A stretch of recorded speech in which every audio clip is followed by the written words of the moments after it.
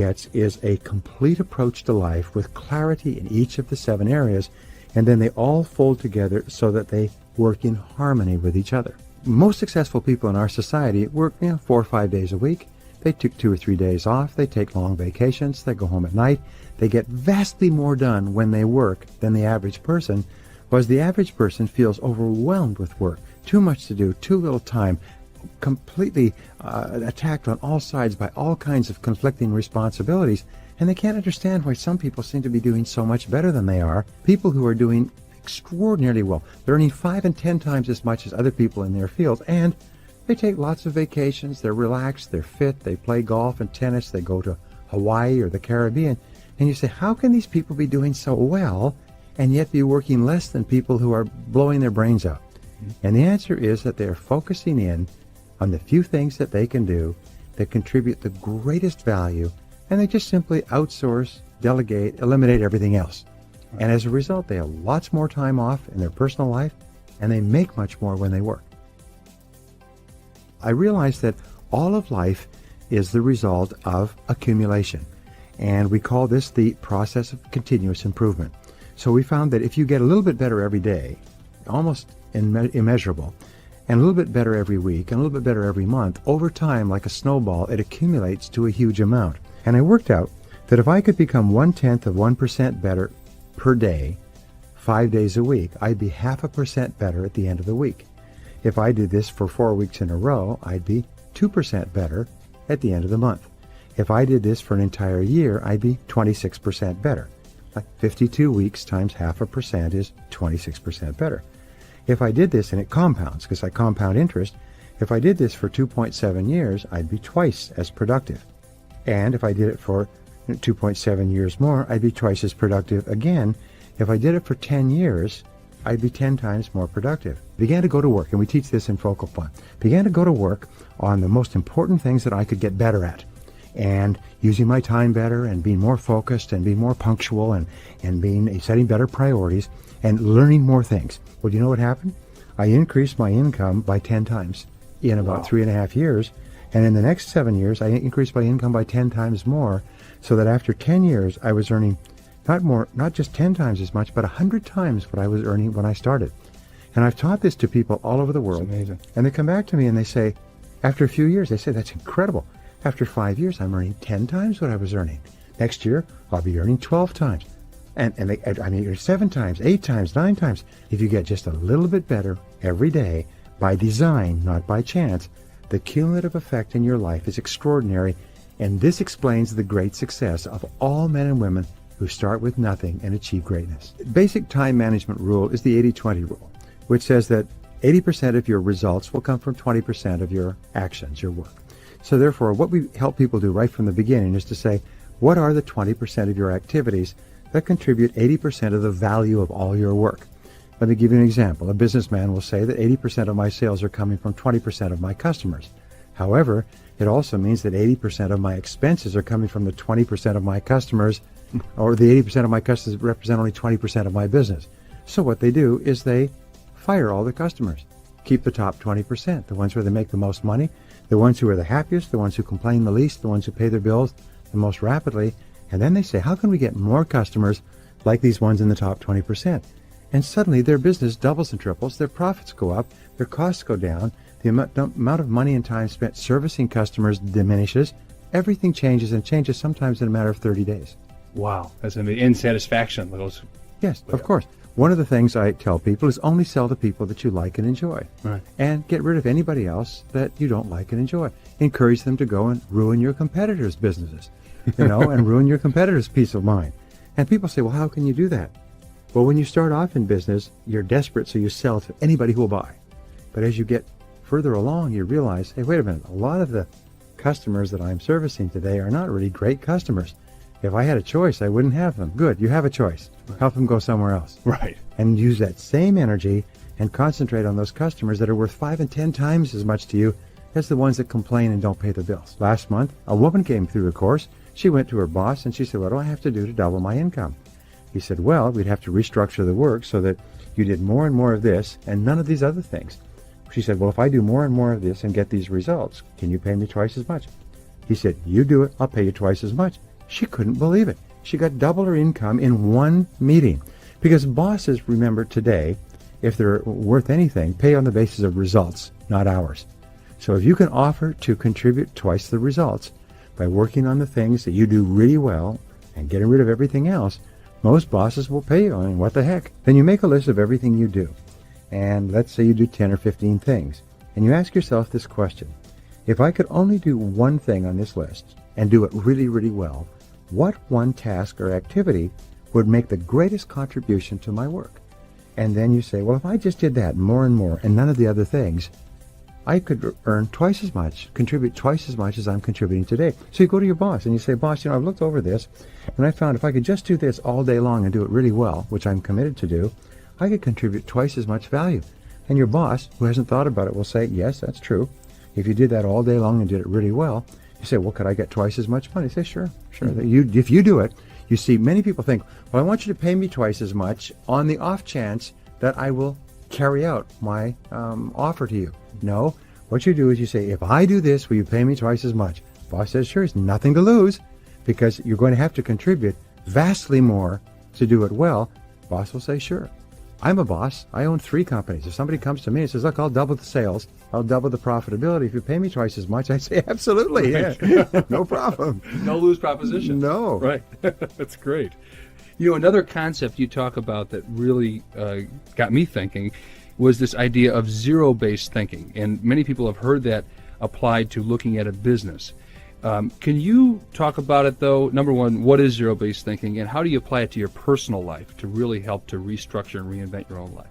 Well, I think that zero-based thinking is perhaps the finest thinking tool that a person can have for the rest of their life. And it's very simple.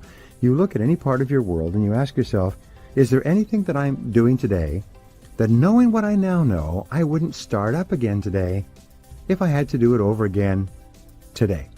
Well, it's a very simple question. And the way that you can tell if you have a zero-based thinking situation in your life is stress. Is wherever you experience chronic stress, that means stress that nags at you day in and day out, you say, with this person, situation, job, activity, knowing what I now know, would I start it again if I had to do it over? And if the answer is no, I wouldn't, then the next question is, how do you get out and how fast? Because there's a rule that things left to themselves go from bad to worse. They don't just clear up. It's amazing how many people are sitting in a bad situation hoping that things will just clear up. Mm-hmm. They'll get better. Someone will come along and resolve the situation. It'll go away. So I say there's 3 key areas. Ask yourself, is there any relationship in your life, business or personal, that knowing what you now know you wouldn't get into?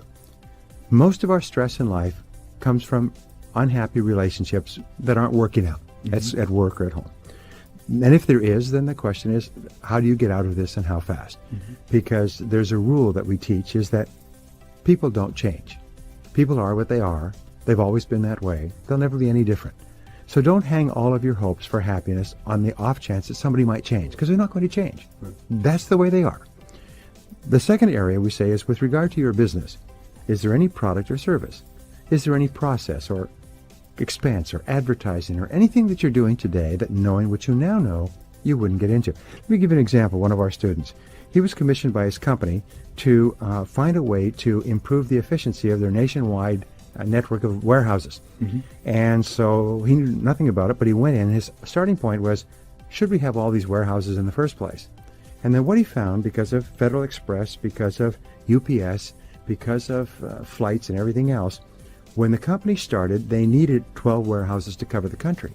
However, he recommended that instead of improving the efficiency of the warehouses, they get rid of 10 of them, have one warehouse square in the middle of the West in Denver, one warehouse square in the middle of the East in, say, Memphis or Atlanta, that service the whole country, get rid of all the others, and dramatically increase their efficiencies, which they did, and they saved $275 million. Wow. Huh.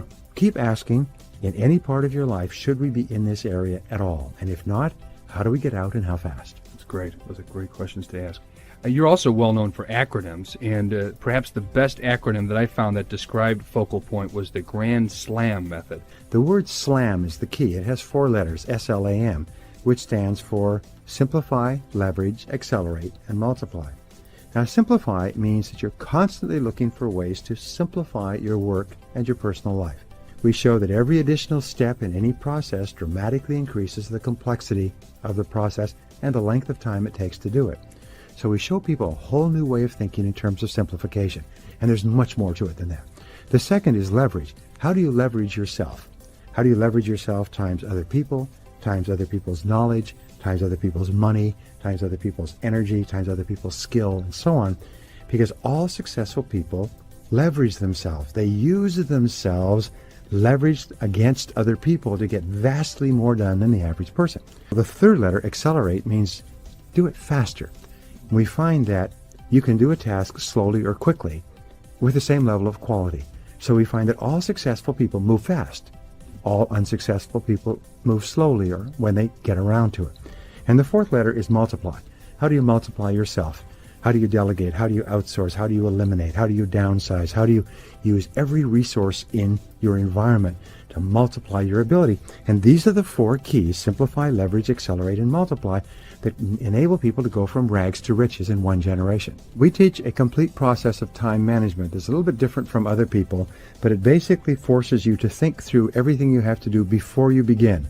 Other than that, you'll have a tendency to react impulsively. And if you react impulsively, you'll find yourself spending more and more time on items of less and less value. Right. And pretty soon the day is gone and you haven't accomplished anything of importance. So therefore, the key to acceleration is to be very clear about what's most important and then do it quickly and do it now. In times of rapid change, you also have times of great turbulence, which means that all bets are off all the time. One of my favorite lines is that in this modern economy, you have to be willing to throw out all your assumptions every 3 weeks because things are changing so quickly. One new piece of information can totally change all of your thinking. One new competitive strategic step with a new product, a new service, a new advertisement, a slash price can totally change what you do in your business. So you can spend weeks and months coming to a conclusion, but some external event can force you to change quickly to survive. And that's why flexibility means you've got to be willing to constantly be open to the possibility that you're on the wrong track. With new information, you've got to be open to the possibility that there's a better way, that you have to change. And people who are flexible are far more open, they're far more creative, they're far more optimistic than people who are inflexible and rigid in their thinking. So again, the Manager Institute has said that flexibility is the most important single quality for success in the 21st century. Some years ago, we started a program in San Diego called the Focal Point Advanced Coaching and Mentoring Program. And what the program is based upon is really four keys. The first is clarity.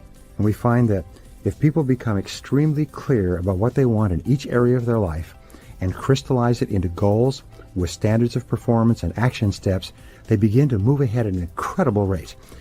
The second part that we teach in the coaching program is what we call a simplification, which is to simplify your life so that you can take vastly more time off. As you know, we call this the double-double formula, how you can double your income and double your time off at the same time.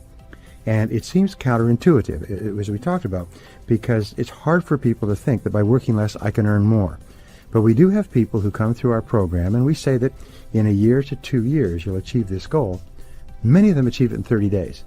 Some people literally walk into the program and walk out, and the next day literally transform their lives, simplify it dramatically, stop doing things that are of no value, just cut them off like a meat cleaver, chunk, just stop doing them, and then start focusing on getting better and better at the one or two things they do that pay them the most. And suddenly their incomes double and their time off increases dramatically. Their relationships with their families improve. They have more time for health, vacations, travel. It's almost amazing. One of the things that people have to understand is that the whole purpose of working is to support your ideal lifestyle. So in the first part of the program, Clarity, we help people to define what is my ideal lifestyle. If my lifestyle were perfect, if I had millions of dollars in the bank and I could do anything I wanted to do, what would it look like? And then we bring it right down to reality and we say, what steps could we take today to begin creating that perfect lifestyle? Then we show you how you can simplify. One of our principles is that the only way you can simplify your life is by stopping doing things. You can't do more things more efficiently and effectively. You have to stop things that are muddying up your life. The third principle we teach is what is called maximize. Well, how do you maximize your talents, abilities, skills, opportunities so that you're getting the very, very most out of the energy that you put in? Remember, some people work 8 hours a day and make $25,000. Another person working in the same company, out of the same office, working with the same customers, will make $250,000. And they're selling the same product to the same people at the same price under the same conditions. They're working at desks next to each other. One person makes 10 times as much as the others. Why?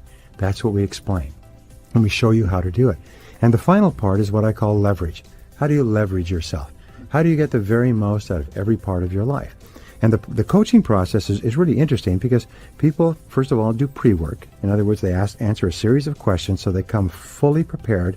And then they do 8 hours of work with me and other very successful people, and they come out of it with an action blueprint, which they then follow for the next 3 months. Then they come back after 3 months and do it again.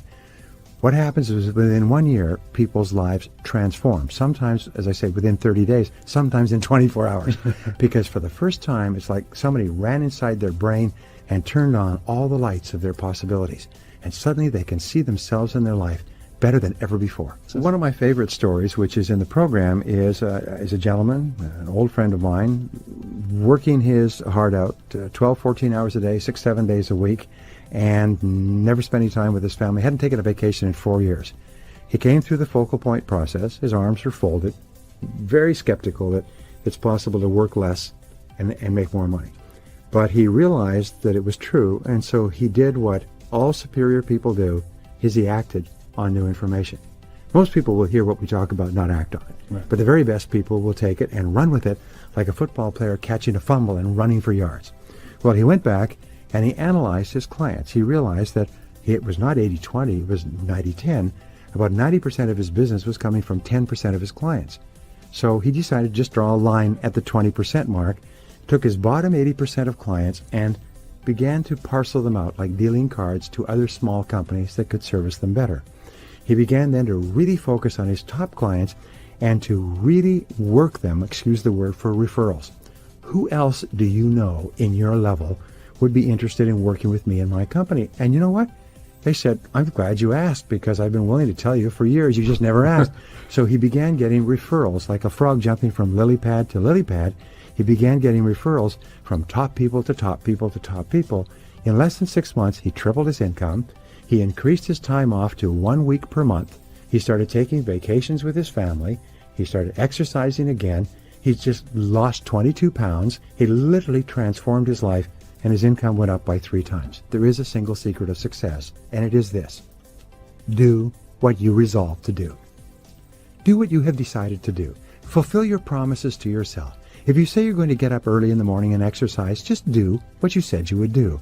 If you say you're going to save, then save your money. If you say you're going to write down your goals, do it. If you're going to listen to audio programs in your car, just darn well do what you resolve to do. Fulfill your commitments to yourself, and your whole life will be wonderful. Very worst use of time is to work intently on something that need not be done at all. And one of the things that is holding back entrepreneurs, business owners, it's killing them, by the way, and it's wiping out an entire generation, is this obsession with technology.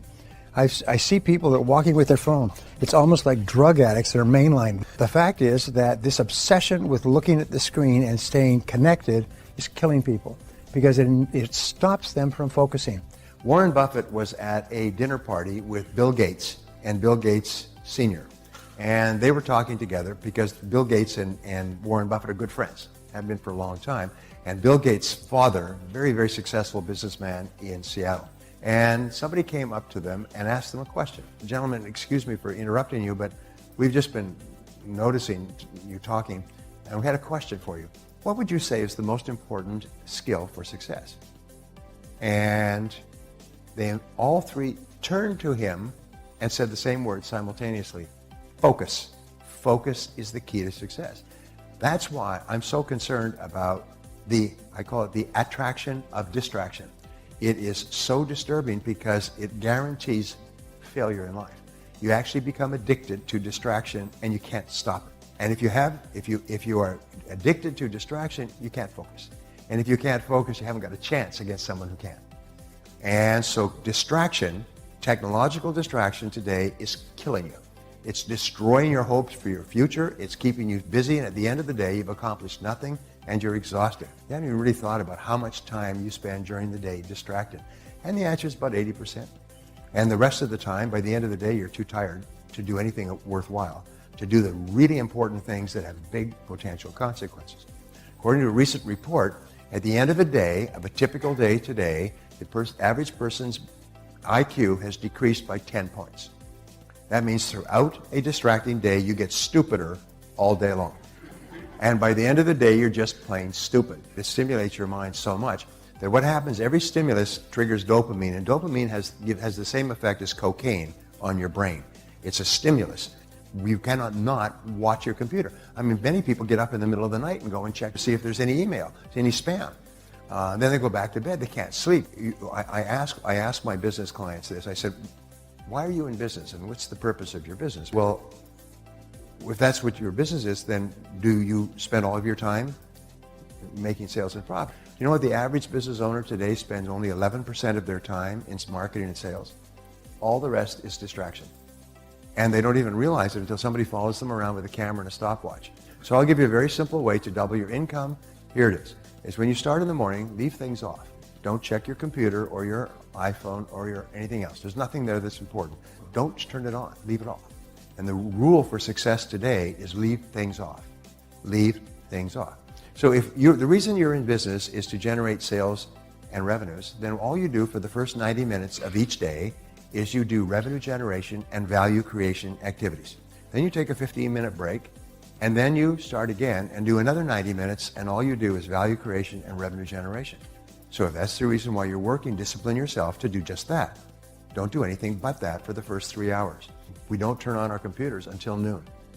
Now, the first time you do that, people will go crazy because it's like taking the dope away from people who are addicted. They go into convulsions, and they will go into convulsions. But you'll have to do it yourself. You'll have to go through your own convulsions first, and then you'll have to pass it on to others.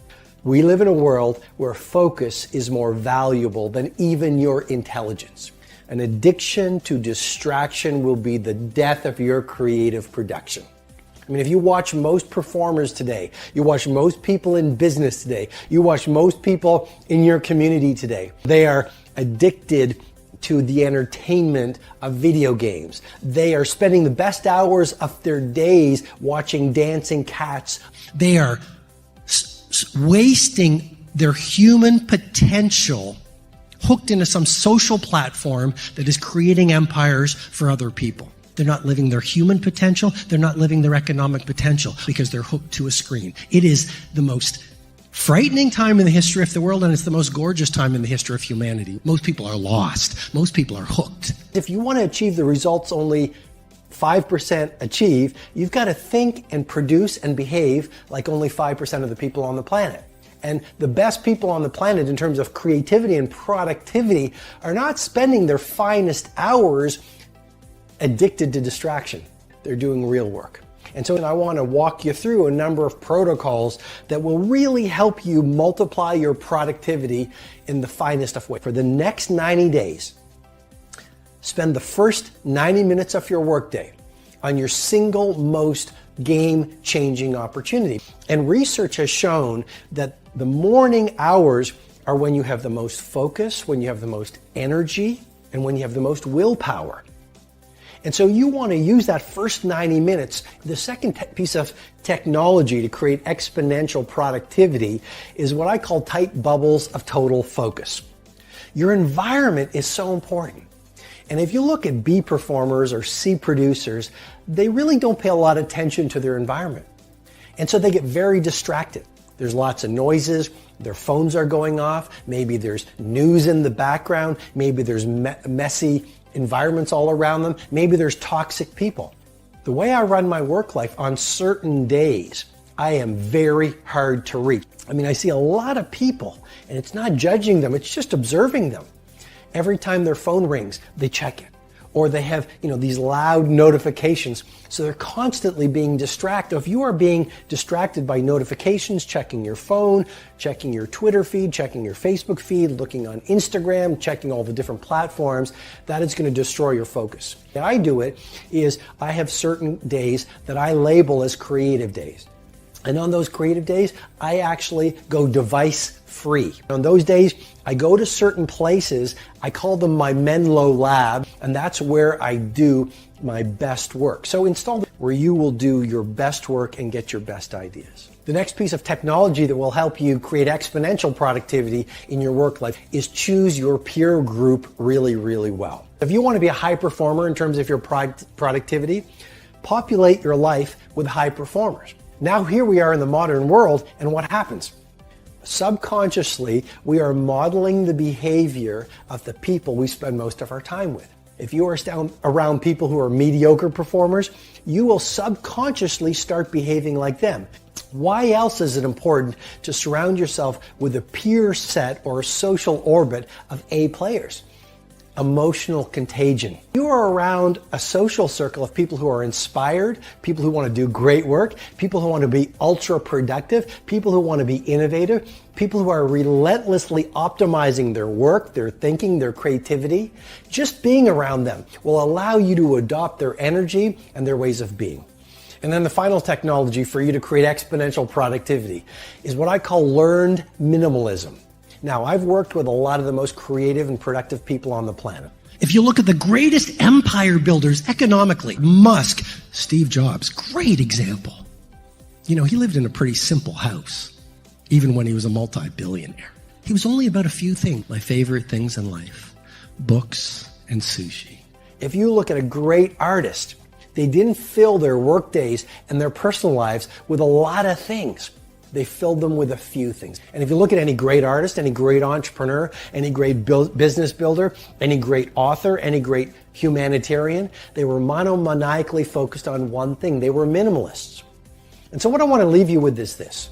Maybe this year, rather than having 50 projects that you want to achieve at the highest level, maybe pick 3. This year, rather than trying to read 20 audiobooks, 50 ebooks, go to 5 courses, I am encouraging you to really adopt this thinking protocol of becoming a minimalist. Even your home, fill it with just a few things, right? Even your work life, just a few projects. Even your clients, just the highest leverage clients. You've got to identify your target. Let nothing stand in your way. If you don't keep your mind on what you're doing, if you don't keep focused on the task at hand, it could slip right on by you. Whatever you're supposed to be doing for the moment, do it. You can't be thinking of everything you have to do at one time, all the time. You have to concentrate on just one thing at a time, one project, one job. If you don't, you won't accomplish anything. It takes a lot of discipline not to answer the phone every time it rings at home. Concentrate on the work at hand and demand of yourself the discipline to stay focused. If you have a long list of things to get done within a day, do the toughest ones while your concentration is at its peak. Don't let your mind wander. Stay focused. You never know what important points you'll miss. When you recognize the need to concentrate more, when you recognize this need, and when you discipline yourself to stay focused, it will come easier and easier. Focused concentration can be learned. Focused concentration can become a habit. If you work on it a little every day, discipline yourself to be where you are. Work at work and play at play. Wherever you are, be there. Concentrate. We talked about this in time management, but the key to building your ambition, keeping on track with all of the principles, is focused concentration. You've got to identify your target. Let nothing stand in your way. Let nothing capture your attention unless it's in the best interest of your ambition. Let not an obstacle come before you without getting around it, going over it, going under it, trying a different path until you get there. You have to have just one thing in mind, keeping on track, closing out all the noise and the clutter that gets in your way, going around all the obstacles of negativity and influence. And what if you lose your concentration? Game's over. In a major presentation, just lose your concentration for a flash of a second. And I'm telling you, you could lose it all. All the hard work, all the long hours, all the preparation, all the momentum building to that crucial, you have to concentrate on just one thing at a time, one project, one job. You have to take it one task at a time and complete it. Here's number 2, resilience. Resilience, being able to withstand setbacks, broken hearts and broken dreams, financial crisis, loss of loved ones, loss of enterprise, and loss of health. How would you ever handle it if you lost everything you had today? Well, number 1, it would take a lot of self-discipline. It would take a lot of concentration to block out the noise and the clutter of all the negative voices trying to get through, your negative voices and the negative voices of others around you. It would take a lot of discipline to balance the fear and anxiety with the knowing that if you did it once, you can do it all over again. What's happened has happened. You would need to get on with your life and begin again. It would take a lot of faith and trust in God to move ahead. If you lost everything tomorrow and were gathering all the courage to try again, it would take a lot of self-appreciation, knowing that you have the skills and the talent and the strength to do it one more time. You have to approach the situation rationally and figure out how to bounce back from your loss. You have to evaluate the situation and then start a plan to recapture the lost business. Increase your market share with other businesses. Network with associates to bring in a similar client or a larger one. Now maybe your loss is a personal loss. Death of a loved one, divorce, loss of a very special friendship. If your loss is a deeply personal one, you must approach the situation a little differently. Cultivating a resilient character turns what others would call failure into success. A resilient person won't give up. A resilient person will, in spite of all obstacles and setbacks, keep doing it until. To build a resilient character, you must have, number 1, insight. The ability to ask tough questions of yourself and be honest with your answers. If you had something to do with your loss, be honest and responsible for it. Number 2, resilience is independent. A resilient person counts only on themselves to bounce back into life. Number 3, although resilience is independent, it's also tied to others. The more people you are responsible to, the greater the motivation to begin again. The stronger the reason, the stronger the action. The 4th component of resilience is initiative.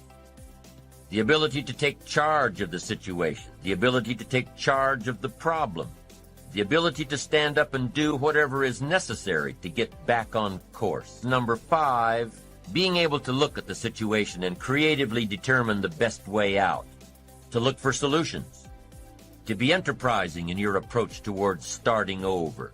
Number 6, a sense of humor. You've got to take your ambition seriously, and you've got to take yourself seriously, but you've also got to be able to laugh at yourself sometimes. Your situation, number 6. And here's the last one, morality. Whatever you do to get back on your feet, whatever you do to bounce back into life, make sure that your upcoming success is at the service of others, not at the expense of others. Number 1 cornerstone for an ambitious life is concentration. Number 2, resilience. And here's number 3, integrity. Without integrity, ambition loses its unifying focus that comes from integrated goals, from really knowing what you want. We all shop for the greatest value at the best price, but not at the expense of others. Not when your great deal cheated someone out of their profit. Pay an honest price for an honest value. Make it good for everybody involved. Don't be cheap, be fair. If I want something badly enough, I have to earn it. If I want something badly enough, I have to pay for it. And if I wish to have more, I must become more. I must earn more. Be like the tree that grows as high as it can. Be like the bird that soars as high as it can. Be like the flowers that bloom as much as they can. It's part of integrity. Honestly doing all you can in pursuit of what you want, in pursuit of what you'll become,